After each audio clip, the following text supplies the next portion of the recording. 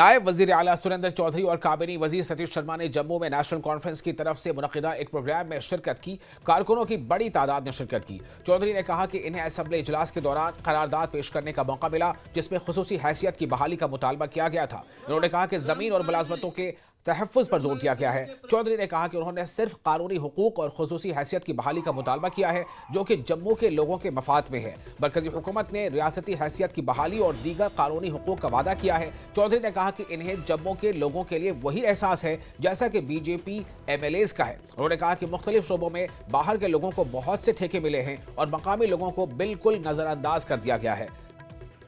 Smart city پر projects سے جموں اور سری نگر کو کوئی فائدہ نہیں ہوا اور سڑکوں کی حالت ابتر ہے۔ انہوں نے کہا کہ آنے والے میونسپل اور پنچایتی انتخابات میں این سی بی جے پی کو شکست دے گی۔ ڈپٹی سی ایم نے بی جے پی کو جے چند کرنے پر نشانہ بنایا اور کہا کہ وہ لوگوں کے حقوق کے لیے لڑتے رہیں گے۔ بی جے پی کو ہم یہی کہیں گے کہ جموں کے صوبے کے بچے بے روزگار بچوں کی روزگار کی بات کریے۔ ہماری انڈسٹری لوگوں کی بند ہو رہی ہے، باہر کے لوگوں کو یہاں لگایا ہوا اس پہ بات کریے۔ یہ مائن ہماری پورے دریا خالی ہو گئے ہیں، باہر کے لوگ لے کے جا رہے ہیں، اس کے بات کریے۔ بی جے پی کو ہم کہیں گے کہ بات کریے جو سکینڈل ریکروٹمنٹ میں ہوئے ہیں اس پہ بات کریے۔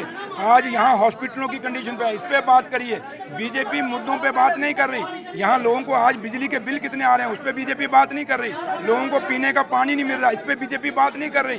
سکینڈلوں پہ سکینڈل ہو رہے ہیں جموں کشمیر میں جو ہوئے 10 سالوں میں، اس پہ بی جے پی بات نہیں کرے گی۔ اس لیے ہم بی جے پی کو کہیں گے کہ اگر آپ صحیح معنی میں جموں کے لوگوں کے ہمدرد ہو تو آپ جموں کے بے روزگار بچوں کے ہت کے اوپر بات کرو۔ آج ڈرگس کا کتنا آ گیا ان 10 سالوں میں، اس پہ آپ کبھی کیوں نہیں بول رہے؟ ان چیزوں پہ بولنے کی ضرورت ہے بی جے پی۔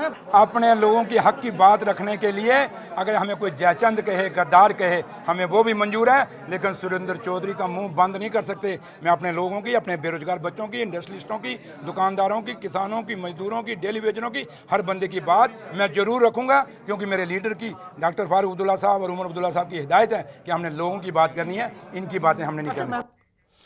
اور پی ڈی پی صدر محبوبہ مفتی نے کہا ہے کہ انہوں نے وزیر اعلیٰ عمر عبداللہ کو ایک خط لکھا ہے۔ محبوبہ مفتی نے ان خاندانوں کی دکھ بھری حالت کے بارے میں لکھا ہے جن کے ارکان کو بغیر کسی مکمل تحقیقات اور منصفانہ مقدمے کے ناقص بنیادوں پر منمانی طور پر سرکاری نوکریوں سے برخاست کر دیا گیا ہے۔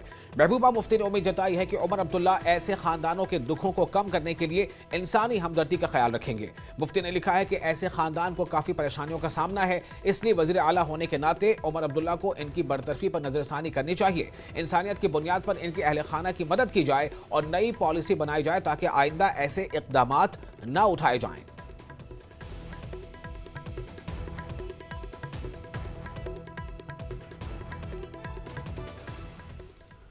اور محبوبہ مفتی کے خط پر بی جے پی